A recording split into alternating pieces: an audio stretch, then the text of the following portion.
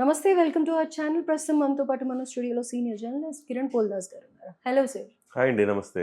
So sir, నిన్న Sankranti success మీట్‌లో SS Thaman గారు మాట్లాడిన మాటలకి చిరంజీవి గారు రెస్పాండ్ అయ్యి ట్వీట్ చేశారు. సో ఇప్పుడు అవును. అదే వైరల్‌గా మారింది. అవును.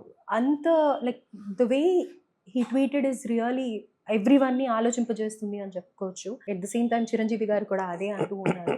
సో దాని గురించి మనం డిస్కస్ చేద్దాం. అంటే తమన్ గారు ఎప్పుడు లేని విధంగా ఈ రకంగా తమన్ గారు ఎప్పుడు సరదాగా మాట్లాడడమే తప్ప తమన్ గారు ఈ రకంగా ఇంత భావోద్వేగానికి గురయ్యి మాట్లాడడం ఎక్కడా లేదు. ఎందుకంటే అక్కడ మనకు అర్థమవుతోంది ఏంటంటే తమను ఎంతో తన శక్తి మేరకు మ్యూజిక్ ఇచ్చాడు. బీజీఎం అయితే చాలా బాగుంది గేమ్ చేంజర్కి. ఎటొచ్చి పాటలు సెలక్షన్ ఎవరి మీద ఆధారపడి ఉంటుందంటే డైరెక్టర్ మీద ఆధారపడి ఉంటుంది. రెహమాన్ తరహా సంగీతాన్ని ఇష్టపడే శంకర్కు సో ఆ తరహా కావాలి, నాకు ఇలా కావాలి, అలా కావాలని పాటలు ఆయనే చేయించుకుని ఉంటాడు. తమను కూడా చాలా కష్టపడి చేశాం కదా, ఇది పాన్ ఇండియా సినిమా కదా. ఇప్పుడు తమన్ చేసిన సినిమాల్లో ఢాకు మహారాజ్ సినిమానేమో పాన్ ఇండియా కాదు, గేమ్ చేంజర్ పాన్ ఇండియా. తమకు కూడా ముఖ్యమైన సినిమా అనేది పాన్ ఇండియా లెవెల్లో తనకు పేరు వస్తుంది కదా ఈ సినిమా హిట్ అయితే. సో కాబట్టి ఈ సినిమాని కావాలని చంపేశారు. మనం మొదటి నుంచి ఏమైతే చెబుతూ ఉన్నామో అవే అంశాలు అతన్ని కలచివేశాయి. వాళ్ళ చిరంజీవి గారి ట్వీట్ కూడా చాలా బరువుగా ఉంది. చాలా ఆర్ద్రతతో కూడిన ట్వీట్ చేశారు చిరంజీవి గారు కూడా. సో మనం అనుకోవచ్చు సహజంగా సినిమాలు పైరసీ అవ్వటము కామనే కదండి, కొత్త ఏముంది, నెగిటివ్ రివ్యూలు రావడం కొత్త ఏముందండి మనం అనుకోవచ్చు. కానీ దీని నేపథ్యం చాలా కుట్రపూరితంగా ఉంది. ఇది ఎంత కుట్రపూరితం అంటే ఏకంగా పక్క రోజే హెచ్డి ప్రింట్ రావటం. పుష్పకు వచ్చింది, ఢాకుకు వచ్చింది, సంక్రాంతికి వచ్చింది, అన్నిటికి వస్తాయి. కానీ మనం చూసే విధంగా ఉండవు ఆ ప్రింట్లు ఏవి కూడా. కానీ ఈ సినిమాకు వచ్చిన ప్రింట్ మాత్రం హెచ్డి ప్రింట్ రావటం. సో హెచ్డి ప్రింట్ బయటకు రావటం, వివిధ మాధ్యమాల్లో ఇదిగో ఇందులో పెట్టాను చూడండి, ఇందులో బాహాటంగా అండి. ఎంత ధైర్యం ఉంటే అలా చేస్తారు. సో ఇది ఒక వ్యక్తి చేసిన పని కాదు, ఇది ఒక వ్యవస్థీకృత నేరంగా మనం పరిగణలోకి తీసుకోవాలి. సిస్టమైజ్డ్ క్రైమ్ జరిగింది అనిపిస్తుంది మనకి. సో వెంటనే పక్క రోజే సినిమా లీక్ చేసి సినిమా రిలీజ్కు ముందే ట్విట్టర్లో దీనికి సంబంధించిన అంశాలు పొందుపరుస్తూ ఈ సీన్ ఉంటుంది, ఆ సీన్ ఉంటుంది, ఈ సీన్ లీక్ చేశారు సినిమాని. First thing. రెండోది హెచ్డి ప్రింట్ బయటికి తెచ్చాడు. మూడోది ఈ హెచ్డి ప్రింట్ని వివిధ మాధ్యమాల ద్వారా అందరికీ చేరువ చేసేటట్టు చేశాడు. నాలుగవది విశాఖపట్నంలో ఏకంగా లోకల్ టీవీలో ప్రసారం చేశారు. ఐదవది సంక్రాంతికి వచ్చి వెళ్ళే బస్సుల్లో ప్రసారం చేశారు.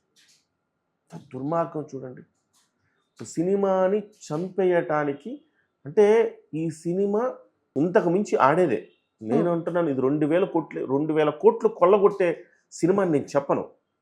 కానీ ఇది ఒక ఎబో యావరేజ్ హిట్ అవ్వాల్సిన సినిమా. స్టార్ హీరోల కంటే ఎబో యావరేజ్ అనగానే సూపర్ హిట్ అయిపోతాయి సినిమాలు సహజంగానే. స్టార్ హీరోలకున్న బజ్ ఎలాంటిది, ఎబో యావరేజ్ అనగానే సూపర్ హిట్ దశకి వెళ్ళిపోతాయి, మామూలు హీరోకి వెళ్ళవు. సో ఇలా సూపర్ హిట్ అవ్వాల్సిన సినిమా అని సూపర్ కిల్ చేశారు. అది పనిగా. దీని వెనక ఒక ప్రధానమైన పార్టీ ఉంది, ఒక ఇద్దరు హీరోలు ఉన్నారు అని ప్రధానంగా వినపడుతోంది. నేను హీరోలకు సంబంధం ఉందా లేదా అనేది లేదని నేను ఇప్పటివరకు అనుకుంటున్నాను. కానీ కొంతమంది అయితే డైరెక్ట్గా హీరోలే అలా చేయించారన్న మాటలు కూడా మాట్లాడుతున్నారు. సో ఇవన్నీ చూస్తుంటే వింటుంటే చాలా బాధగా అనిపిస్తుంది. ఏం చేస్తున్నాం మనం? మన సినిమాలను మనమే కిల్ చేసుకుంటామా? అంటే మనము ఉన్న ఫీల్డ్లోనే మనమే మన మన మన సినిమా అంటే ఏంటంటే మన తల్లి లాంటిది, అన్నం పెట్టేది కదా, దాన్ని మనమే కిల్ చేయడానికి ప్రయత్నం చేస్తే ఎట్లా? ఆయన అక్కడ ప్రొడ్యూసర్స్ ని కూడా మెన్షన్ చేస్తూ మాట్లాడారు కదా. సో 24 ఆయన తమన్ గారు అన్నది ఏంటంటే ఇది మనం ఏం బతుకుతున్నాము, ఇంత దారుణమైన బతుక ఇది. మీరు మ్యూజిక్ బాగాలేదంటే నేను దానికి మించిన మ్యూజిక్ని నేను ఈసారి మంచిగా చేస్తాను అనుకోవచ్చు. దర్శకత్వం బాగాలేదంటే ఎక్కడ ఫ్లాస్ ఉన్నాయో చూసుకొని దానికి మించి చేయొచ్చు. కానీ సినిమా ప్రొడ్యూసర్ పరిస్థితి ఏమిటి? మీరు ఇవాళ చంపేస్తున్నారుగా ప్రొడ్యూసర్ని ఒకసారి చంపేసిన తర్వాత రెండో సినిమా అతని నుంచి రాదుగా. రెండో మ్యూజిక్, రెండో పాట నా నుంచి రావచ్చు, ఇంకొక డైరెక్టర్ నుంచి రెండో సినిమా రావచ్చు, ఇంకొక యాక్టర్ నుంచి రెండో సినిమా రావచ్చు. కానీ ఆ ప్రొడ్యూసర్ పరిస్థితి ఏంటి? ఆ ప్రొడ్యూసర్ని చంపేసినట్టే కదా మీరు అంటూ తను భావోద్వేగానికి లోనయ్యాడు. ఆయన మాట్లాడుతూ భావోద్వేగానికి ఆ సభలో ఉన్న బాలకృష్ణ వీళ్ళందరూ కూడా వింటూ అలా నిశ్చేష్టులుగా చూస్తుండిపోయారు. నిజమే కదా, అతను మాట్లాడిన ప్రతి మాట అక్షర సత్యము అని చెప్పాలి మనం. హ్మ్. సో దానికి చిరంజీవి గారు కూడా బహుశా చిరంజీవి గారి హృదయానికి నేరుగా తాకినట్టు అనిపించింది అది. బికాజ్ మామూలుగా వ్యూవర్స్ కి కూడా ఇండియన్ ఐడీల్లో కానీ లేకపోతే ఇతర షోలో తమన్ గారిని చూసినప్పుడు ఆయన చాలా జోవియల్ గా లైవ్లీగా ఉండే ఆయన ఎమోషనల్ గా ఆల్ ఆఫ్ ది సడన్ మాట్లాడే వరకు సీరియస్లీ అందరూ ఆయన రెస్పాండ్ మాట్లాడే స్వరం కూడా గద్గద స్వరంతో మాట్లాడాడు. గొంతు అంటే మనకి ఆవేదన పూర్వకమైన గొంతు వచ్చేసింది. ట్రూ. అది కనపడిపోయింది దాంట్లో, చాలా స్పష్టంగా కనపడిపోయింది. ఇంతలా ఫీల్ అయ్యాడేంటి తమను? ఒక మ్యూజిక్ డైరెక్టర్ మాత్రమే కదా, మ్యూజిక్ డైరెక్టర్ మాత్రమే అతను. నోట్ చేసుకోండి పాయింట్.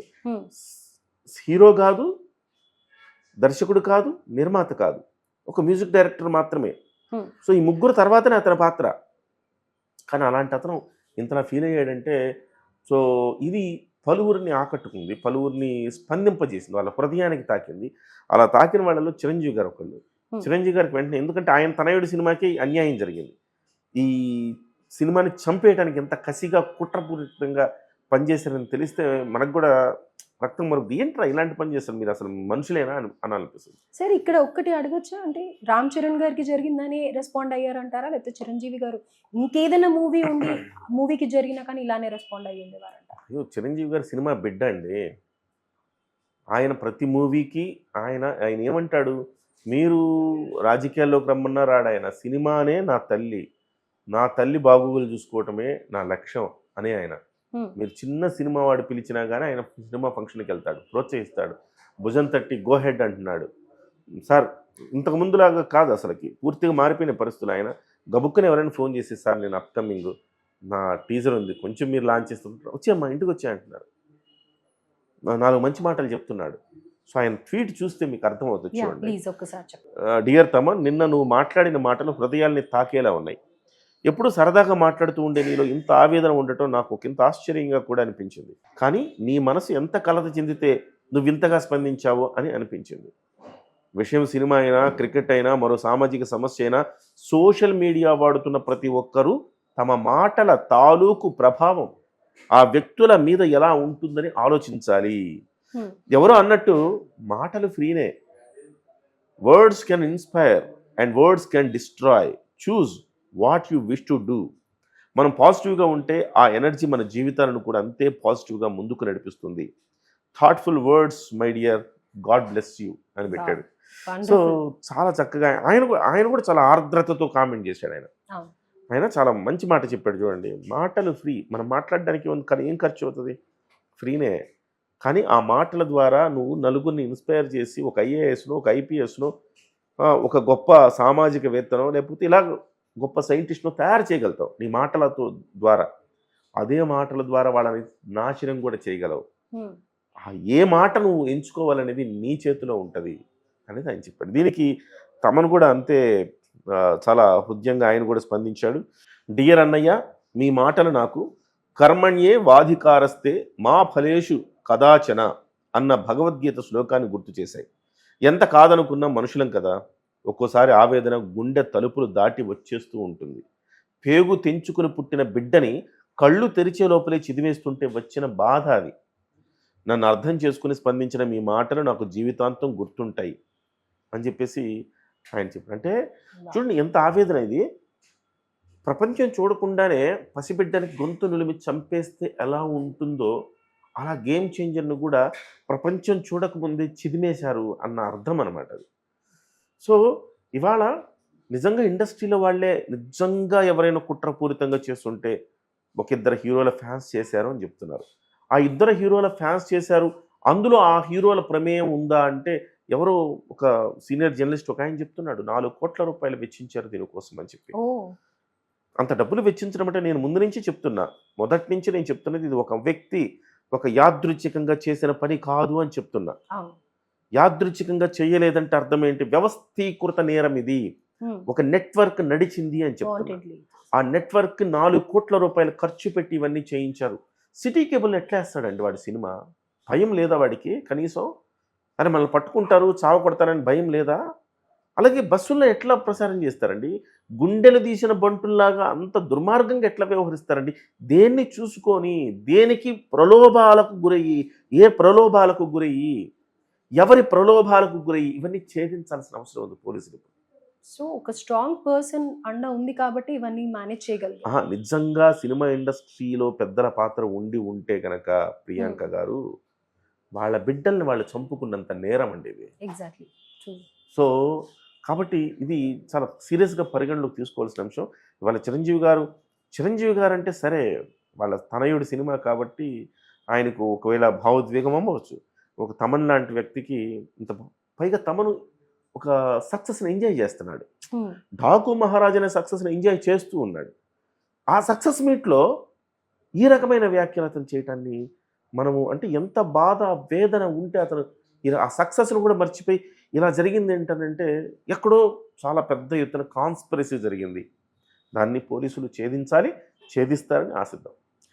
అంటే ఇలాంటి మాటలు గతంలో ఎన్నోసార్లు ఎన్నో స్టేజ్ల మీద విన్నా కూడా ఇప్పుడు చిరంజీవి గారి ట్వీట్ కానీ దానికి తమన్ గారు రెస్పాండ్ అయ్యింది కానీ చాలా ప్రతి ఒక్కరిని కూడా the way of comparison of Thaman especially ఆ బేబీతో అని కానీ చిరంజీవి గారు పెట్టిన ఆ మాటల గురించి కానీ చాలా వైరల్గా వెళ్తూ ఉన్నాయి కాబట్టి దాని ఇంపాక్ట్ ఎక్కువ ఉంది. ఇక్కడైనా రియలైజ్ అవుతారు అని ఎక్స్పెక్ట్ నాకు ఒక లోటు ఉందండి ఈ క్రమంలో. అంటే నేను తప్పు పడుతున్నానని కాదు కానీ ఒక వివరణను ఇవ్వాలని నాకు అనిపిస్తోంది. వాళ్ళైనా కానీ నిర్మాత తమన్లో ఉన్న ఆవేదన మరి శంకర్లో లేదా? శంకర్ ఎందుకు స్పందించట్లేదు? పైగా ఒక నెగిటివ్ కామెంట్ చేస్తాడు. 5 గంటల సినిమా తీసా, ఆ సినిమాని సరిగ్గా ఎడిట్ చేయలేదు అంటే ఆయన ఆరోపణ అంతా కూడా దిల్ రాజు గారి మీద.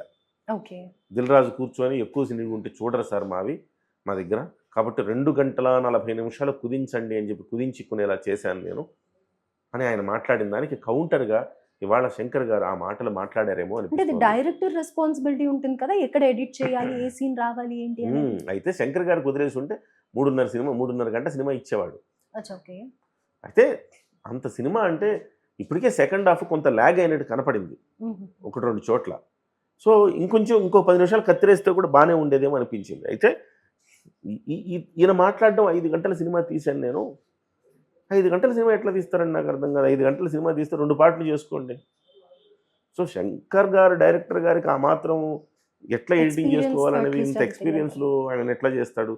ఆయన ఈ రకమైన సపోర్టివ్గా మాట్లాడాల్సింది పోయి ఆయన నెగిటివ్గా మాట్లాడాడు. ఒకటి. రెండవది, మీరు సక్సెస్ మీట్ ఎందుకు పెట్టలేదు? తప్పు కదా అది. సక్సెస్ మీట్ పెట్టకపోవటం వల్ల మీరే మా సినిమా సక్సెస్ కాదని తేల్చారా? సో ఇవాళ కుట్రలు జరిగినాయి, ఇబ్బందులు అయినాయి, చాలామంది ఇళ్లలోని సినిమాలు చూసేశారు, ఇవన్నీ మనకు తెలుసు. కానీ సక్సెస్ మీట్ మీరు పెట్టకపోవటం వల్ల సినిమా బాగలేదు కాబట్టి మీరు సక్సెస్ మీట్ పెట్టలేదన్న అర్థమే వస్తుంది కదా. సక్సెస్ అంటే ఇన్ టర్మ్స్ ఆఫ్ మనీయేనా? కాదు కదా. సక్సెస్ అంటే కుటుంబ సమేతంగా చూడగలిగిన సినిమా తీసినందుకు సక్సెసే కదా. ప్రతి తల్లి తన పిల్లాడిని వెళ్ళి తీసుకుని చూపిస్తా ఉంది. అది success need of the hour కదా. సో దెబ్బలు పడతాయిరా మామ అంటూ ఇట్లాంటి వల్గర్ పాటలు వస్తున్న ఈ వేళలో కుటుంబ ఫీలింగ్స్ వస్తున్నాయి అని చెప్పి కుటుంబ ప్రేక్షకులు తల్లిదండ్రులు పిల్లలతో చూడలేని విధంగా వస్తున్న సినిమాల ఒకవైపు ఉంటే, మరోవైపు ఈ రకమైన మంచి సినిమా వచ్చినప్పుడు ఇది సక్సెస్ కాదా? మీరు ఎగ్జిబిట్ చేసేదాన్ని బట్టి ఉంటుంది మీ సక్సెస్ని మీరు ఇన్ టర్మ్స్ ఆఫ్ డబ్బుల గురించి చెప్పాలనుకుంటే సక్సెస్ కాకపోవచ్చు. అది ఇన్ టర్మ్స్ ఆఫ్ వాల్యూస్ గురించి మీరు చెప్పొచ్చుగా, ఎందుకు చెప్పలేకపోయారు? అది సక్సెస్ కాదా? సో నేను ప్రశ్నిస్తున్న దిల్ రాజు గారిని, సక్సెస్ మీరు ఎందుకు పెట్టలేదు? మీరు కూడా ఈ సినిమాని తలా ఒక రాయేసి సినిమాని కిల్ చేయడానికి అందరూ ప్రయత్నం చేస్తుంటే మీరు కాడుదిలేశారు. మీరు దాన్ని కాచుకోలేదు. సినిమా ముందు సరైన ప్రమోషన్స్ లేవు, సినిమా తర్వాత సరైన ప్రమోషన్స్ లేవు. చరణ్ గారిని ఒంటరి చేశారు అంటా నేనైతే. చరణ్ గారిని లిటరల్లీ మీరు ఒంటరి చేశారు. ఇవాళ చరణ్ గారికి తమను మద్దతుగా ఈ సినిమా మంచి సినిమా పోయింది అన్న బాధను వ్యక్తం చేసి తన మంచి మనసును చాటుకున్నాడేమో, తన ఎమోషన్ని తను చెప్పి ఒక చర్చకు మళ్ళీ తెరదీశాడేమో. కానీ లేకపోతే దిల్ రాజు గారు ఏంటి, సంక్రాంతికి వచ్చిన ప్రతి రూపాయి తనదే అన్న భావనతో ఒక చోట పోయినా ఒక చోట వచ్చింది కదా అనుకుంటున్నాడు. సంక్రాంతి మీరు సినిమాకి వెళ్దాం అనుకున్నారండి. సో వెళ్దాం అనుకున్నారు, మీరు 2 సినిమాలు చూద్దాం అనుకున్నారు సంక్రాంతికి. 2 సినిమాలు డాకు చూశారు, ఈ నెగిటివ్ పబ్లిసిటీ వల్ల డాకు చూశారు, తర్వాత సంక్రాంతికి వస్తున్నాం చూశారు. డాకు చూసినా డిస్ట్రిబ్యూటర్ ఆయనే, డబ్బులు ఆయనకే పోతున్నాయి. సంక్రాంతికి వస్తున్నాం చూసిన ప్రొడ్యూసర్ ఆయనకే పోతున్నాయి. సో మీరు చూడాలనుకున్న 2 సినిమాల డబ్బులు ఆయనకే పోయినాయిగా.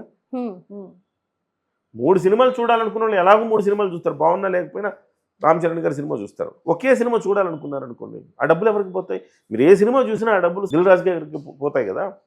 సో అందుకోసం ఆయన ఈ సంక్రాంతి నాదే కదా, దీనికి ఎందుకు నిన్నంత వర్రీ అవ్వడం అనుకున్నాడా? ఆయన నుంచి సరైన మద్దతు, సరైన ప్రతిఘటన లేదు, సరైన అప్రోచ్ లేదు. ఇది శంకర్ గారు, ఈ దిల్ రాజు గారు ఈ విషయంలో ఫెయిల్ అయ్యారని నేను అంటున్నా.